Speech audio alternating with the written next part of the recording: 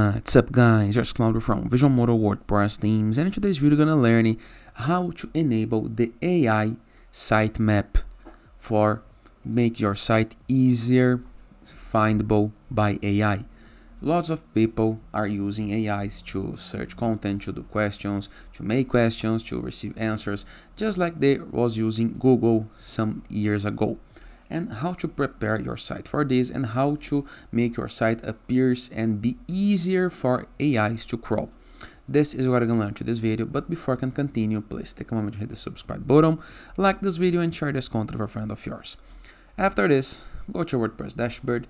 To access dashboard, on the browser address bar, your domain plus WP admin, enter with login credentials, review the left sidebar of menus, hover mouse over plugins, and hit the submenu add plugin.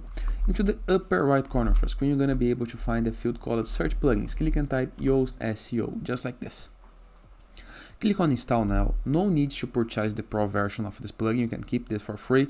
So all you have to do is click on activate now. This is going to redirect you to the plugins list, a list where you can see all of the present plugins of your site, but sometimes you can be redirected to the plugin welcome page, a page that the plugin gonna try to understand more about your site. I recommend you do this first time setup.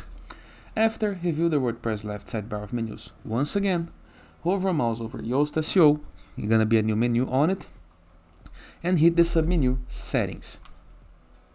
Once on settings, review this middle sidebar.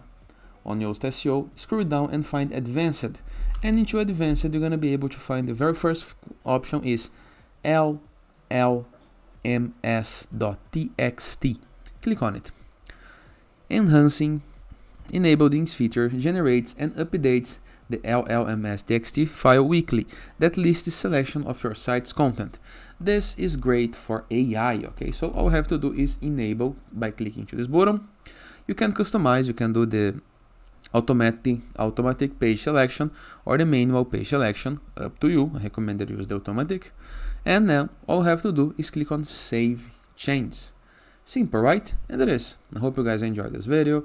Feel free to use the comment section below in the case that you have any question, and I'll see you guys tomorrow. All the best.